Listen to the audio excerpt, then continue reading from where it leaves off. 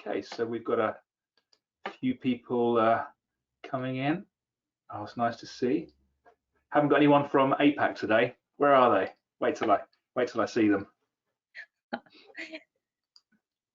So we'll give it another 30 seconds, shall we? Then I'll get started. Intro you, and away we go. Yeah, sounds good. Yeah, it should be fun. I'm looking forward to this.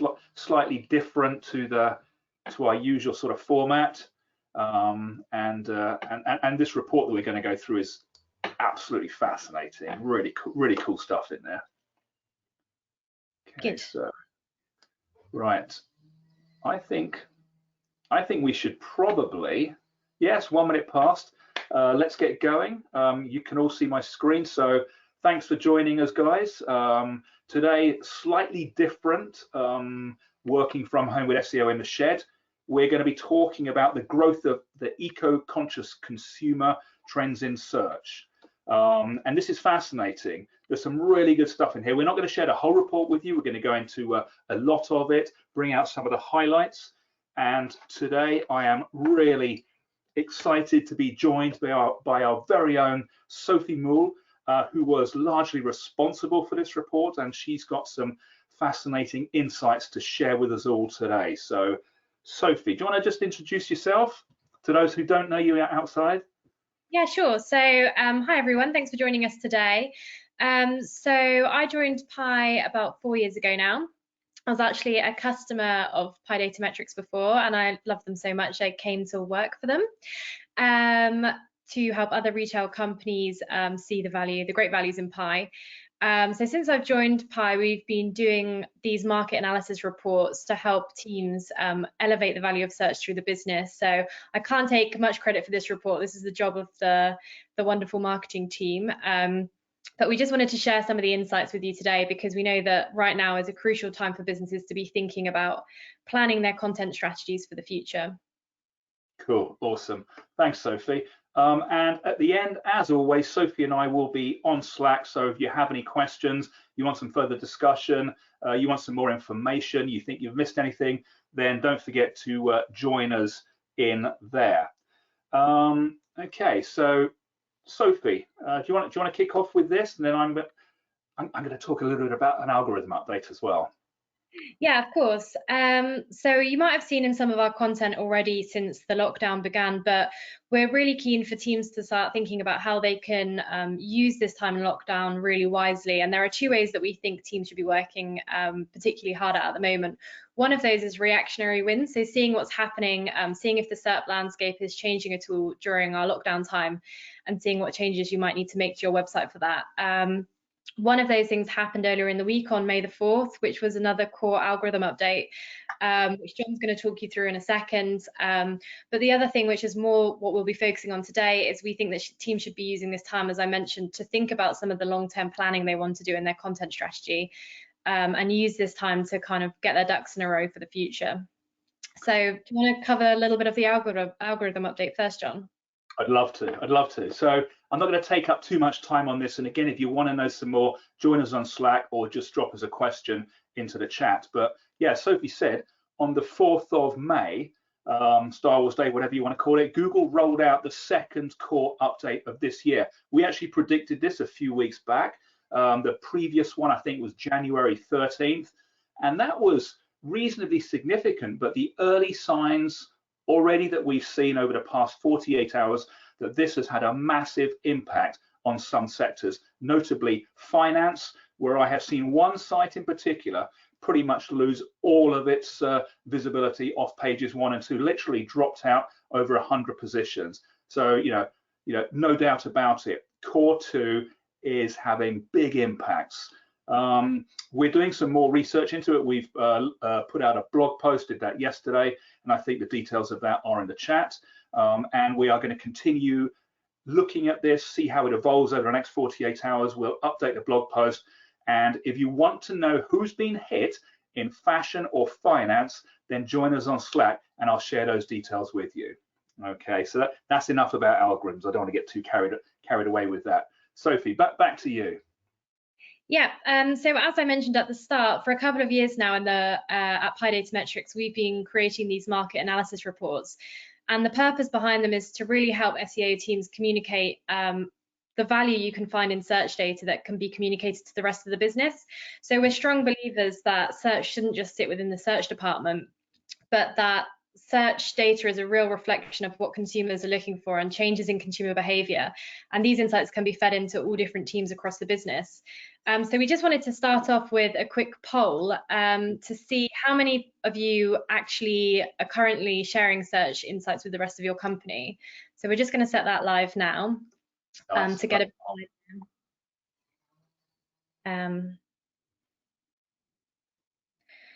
okay, so that's really interesting.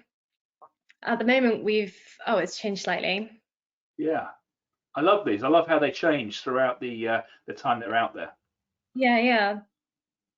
Oh, yeah. Okay, so if we stop it there, so we've got 60% yes to multiple departments, which is really great to see. 40% yes, but only to the digital marketing team, and 0% no, not yet. So that's really good to see. So hopefully some of the insights we show you today will be shared with the rest of your business as well. And I bet if you ran this poll only 12 months ago, Sophie, the results would be super different, wouldn't they? Yeah, I think wider businesses have actually begun to see the value in search data, and it was completely different, as you said, about 12 months ago. Search was very, stuck in the search department.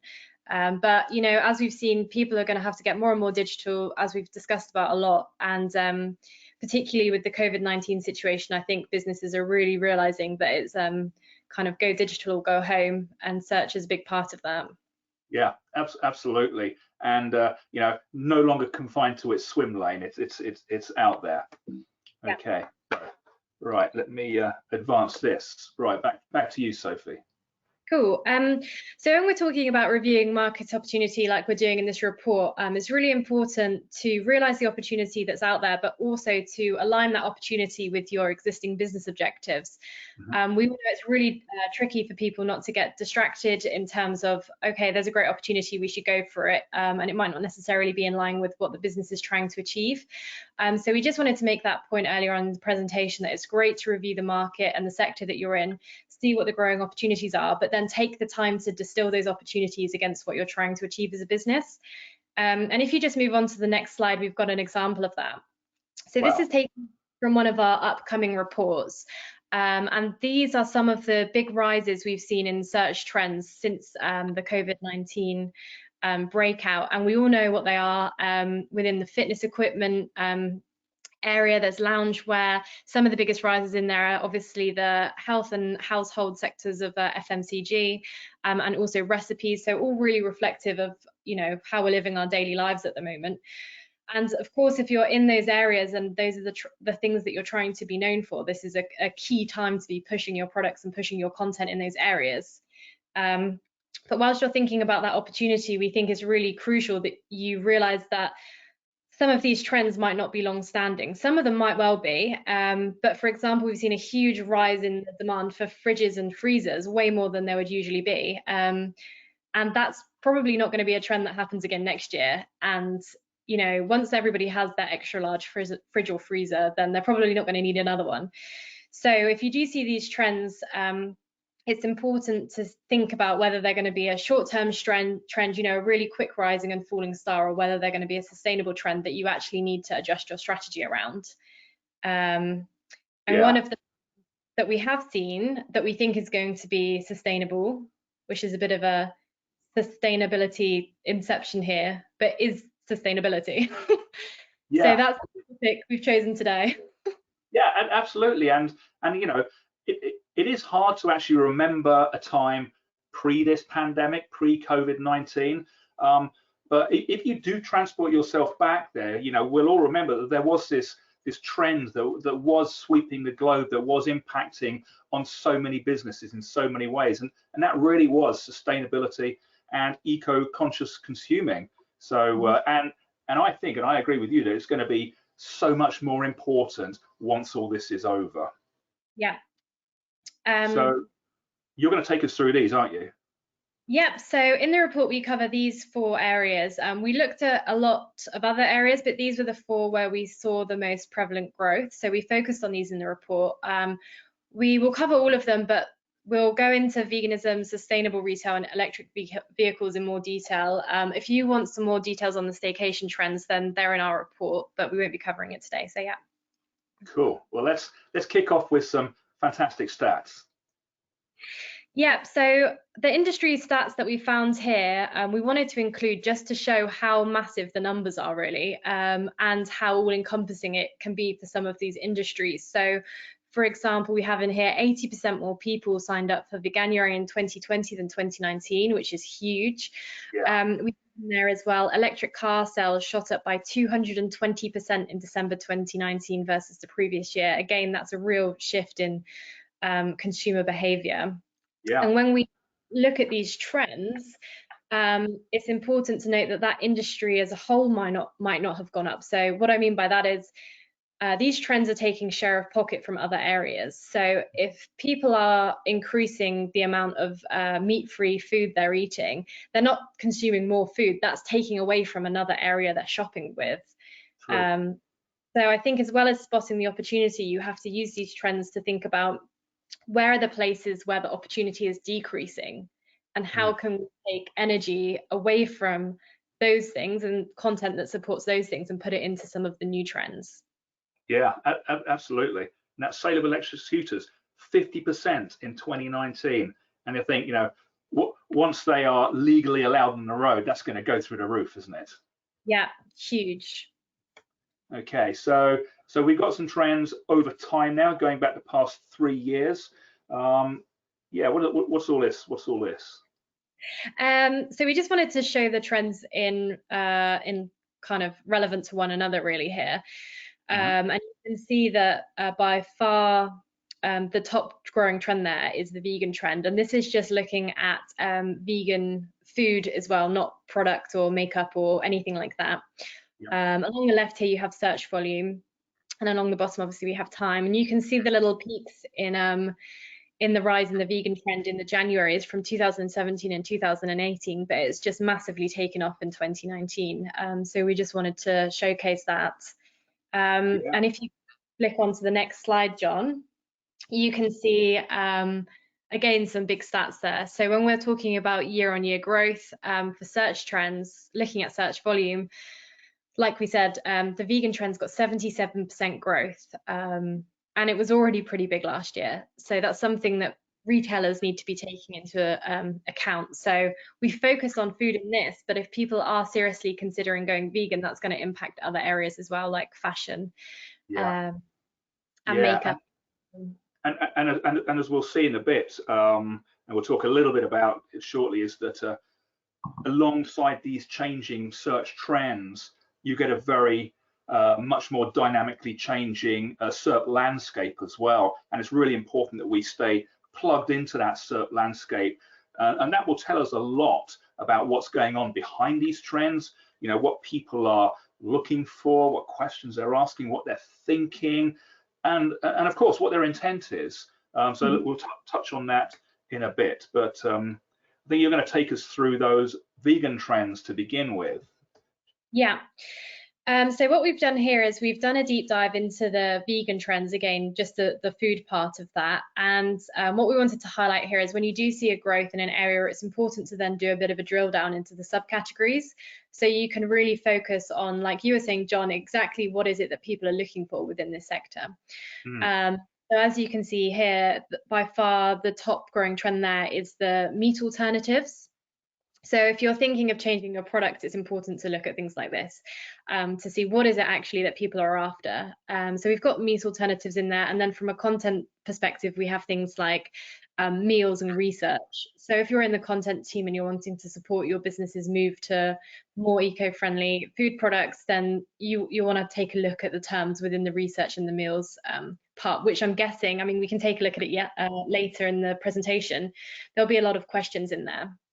Yeah, I can't wait to see that results of the first quarter of 2020 as well, to see. I'm waiting for that year where we get a drop, but it doesn't go back to where it was before. There's a slight uptick, and then things start to get starts to get super interesting. Yeah, exactly.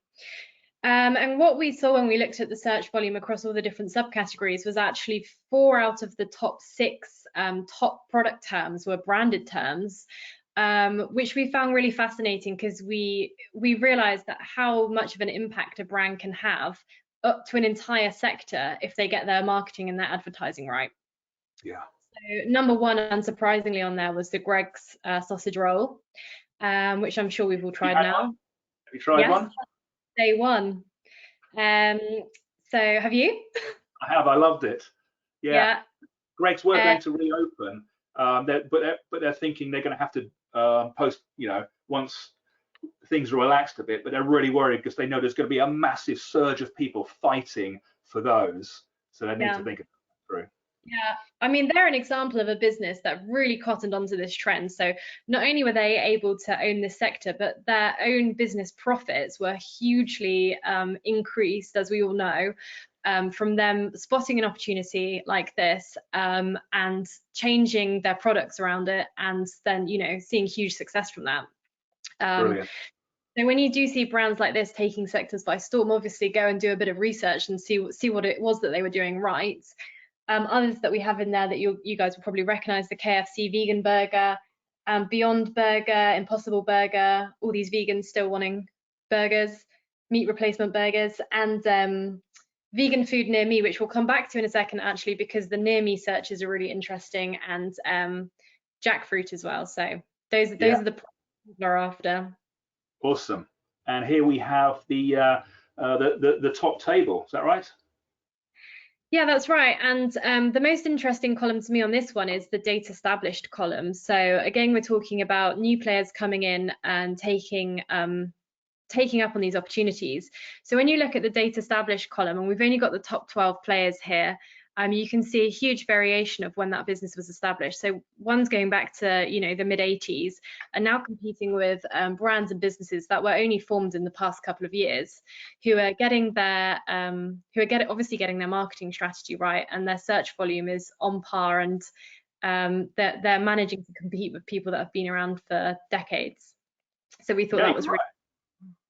I'd seen this table before, but I hadn't looked at that data established column. So that's absolutely incredible. What you can do in a short space of time when you do a great job. So that was veganism. So I think we're going to now go into sustainable retail. Let's kick off with alternative to single use. Yeah, so when we looked across sustainable trends in retail, which was more of a generic kind of category we were looking at, obviously the huge big player there is alternative to single use. There's probably an increase from the late 2017 there, and if you remember rightly, October 2017 was when David Attenborough's Blue Planet 2 came out. Which we know had a huge impact in changing consumer behaviors, but it's kind of taken off again, even more so in 2019. So that's really interesting to look at some of the terms in there. The other really interesting line in here is the blue fashion line, because this is the kind of line we love to see in marketing and content teams, which is something repeatable that you can potentially plan for the next couple of years. So if there's the same trend happening every year, you can take a good guess that it's going to be happening the next year as well. Yeah, I know how much you like your planning. Yeah, things have to be planned. So if you flick onto the next slide, we have a strategy that we advise people to do when they see trends like this, which is identify those trends and discover the times when you want to plan, discover the time when you want to be influencing your customers when the research volumes are kind of ticking up but they're not at their peak yet. Take advantage of lower CPC costs during that time because it's less competitive, and then during peak time trying to use some of the data that you have gathered during the research time. So if you've gathered any additional cookie data, for example, on your customers, then using it to retarget people at a more cost-effective way during peak, and obviously repeat at the end. So decide whether you think this is going to be a trend that is going to happen again, or if you think that was a one-hit wonder. Yeah, and I've heard you talk about this PIPR so many times before, and it sounds so simple. It sounds obvious, but it really does work, doesn't it? It's a really powerful strategy and approach. Yeah, definitely. Okay. So we put this in here. I can cover this quite quickly, but it's another example of some of the brands, you know, storming the market with their product and their marketing.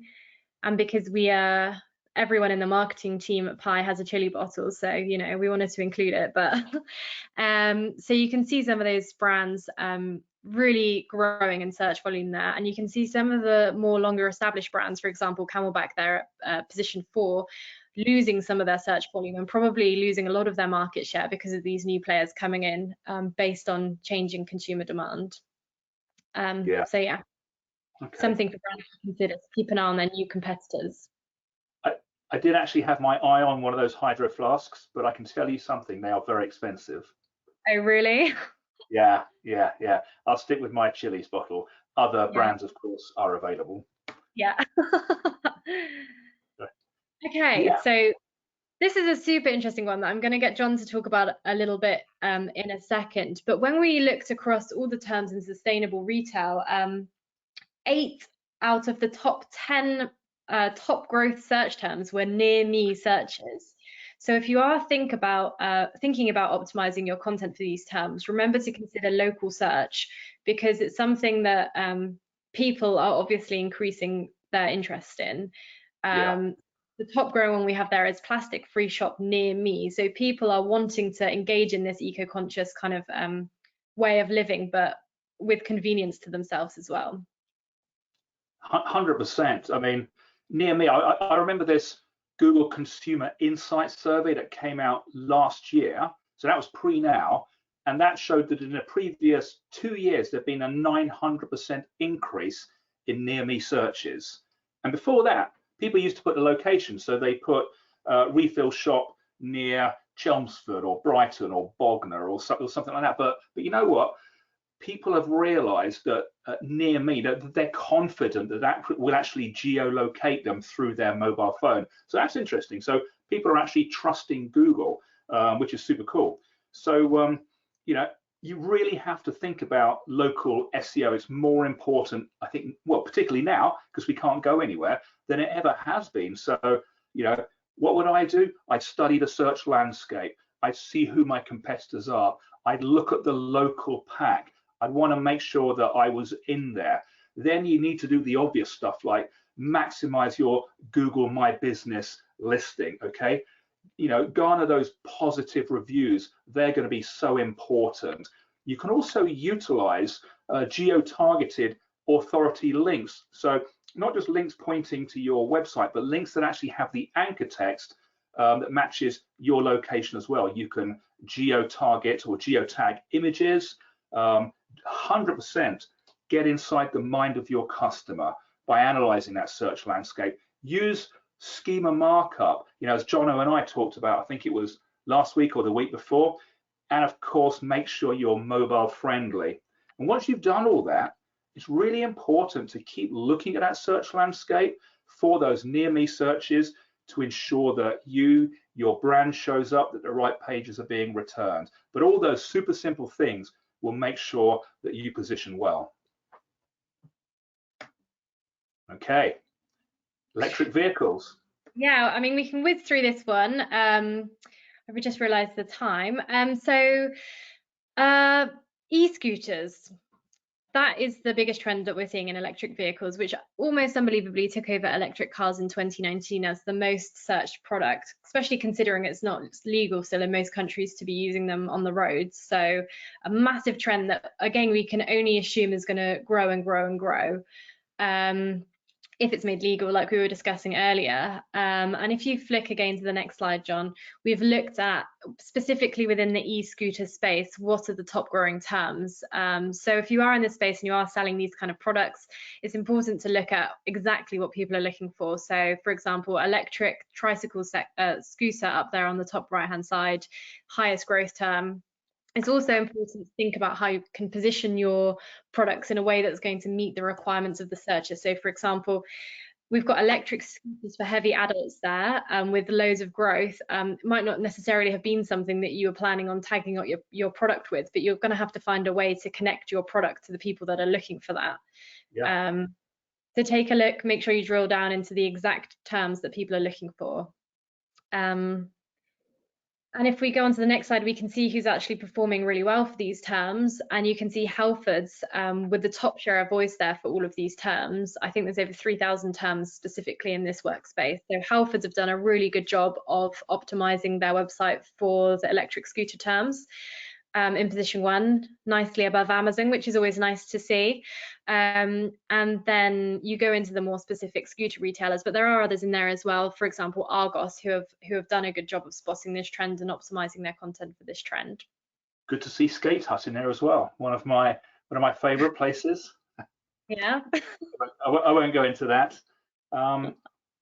So yeah, appealing to the e-conscious consumer. So we've got 5 minutes left, so we're getting towards the end of this. It's something we could talk about all day. I think I'm going to cover off. I'm going to cover off this one. So we're looking at a leaderboard. We're looking at market intelligence data here, and this is the vegan landscape. So this is analysing several thousand terms, looking to see who are the top performers. And it's important to understand you can use this MI data for more than just talking about revenue gain and opportunity, because in this eco-conscious world, and Sophie, you've taught me this, authenticity is essential. Okay, so it's super important to look at the landscape, to analyze it. Can we authentically align our offering with this landscape? That's super important. And then if so, who can we actually partner with? What about resellers? Who are our biggest competitors? Can we fit into that landscape? Are there publications, for example, with great visibility that we can work with to promote our offering? So super important to start planning now and take advantage or embed those issues into your business model. And then, my favorite is the matrix. Okay, a classic. It's a reflection of searcher intent, helps us get inside the mind of the customer. This is for vegan food, so we can start to understand, what people are looking for. Answer cards, what questions are they asking? What are they thinking? People also ask. Those features are super important. If we monitor this closely, and we talk about this in every episode, but it enables us to create the right content at the right time, put it out in the right form, so it's going to get consumed. Super important. And then this, and I love this chart. SERP features present for the vegan landscape. The top 3 there. We've got classic links. We've got people also ask, and we've got the video carousel. And then just underneath that, we've got the Google carousel or the card, which is for food, and in this case it's more popular for mobile than desktop. So not only do you need to understand which features are prevalent and at the top of the search landscape pushing the rest of the content down, but there's a difference between mobile and desktop. Sometimes, if you're looking at mobile and your audience is mobile, you really need to focus on those features. So again, you need to stay close to the landscape. Okay, and then Andrew McGarry, who was on here 3 or 4 weeks ago, he said, if I sum up his words in a very short sentence, people do want to become much more eco-conscious, but affordability and accessibility is actually absolutely key to making this happen. And overall, he said, brands need to innovate, or that cost and the ease of access is going to be a barrier to success. I think that's a good summary. He'll probably say I've got it all wrong. Sounded pretty good to me. Okay, wonderful. So in terms of takeaways, who's doing the takeaways? Are you doing the takeaways? Am I doing the takeaways? One each. How about that? Let's do that. Okay. Okay. You go first. Thanks. So like we said, the whole reason, the whole purpose behind these market analysis reports are to enable SEO teams to feed insight into other departments throughout their business, particularly their product development and thinking about their brand values. So we've already seen lots of our customers do this very successfully. So taking patterns that they've seen in search demand and feeding it particularly into their product teams to think about what products do we need to have to remain competitive in this sector going forward. So that's a really key takeaway from this. Absolutely, and you've got to do it authentically. And that's my second point covered. It's got to be authentic, otherwise it's not going to work. Yep. Very good. So harness search to explore eco-conscious trends, competitors, and landscape. So yeah, that's what we've talked about the whole way through this report. Yeah, and of course, find out what your audience really wants. And again, many of the answers, I would say, are within the search landscape themselves. And of course, your favorite to finish off with. Yeah, finishing off with use the plan, influence, peak, repeat model to execute content at the right time. It will just help you to do it that much more cost effectively. So yeah. Wonderful. And I think we've finished that on time. Okay, there's a load more market analysis reports that you guys who are tuning in can actually get access to. So I just want to say very quick, thank you, Sophie, so much for coming on the webinar. It's been great to have you. No worries. Thanks for having me. And thanks to everybody who's tuned in, of course. As always, great to see some familiar faces. Look forward to seeing you for next Friday's webinar. Topic will be announced shortly, but it may be about the algorithm update because we got some amazing data on that for you. You can join us on Slack. Sophie and I are going to be on there for a while after.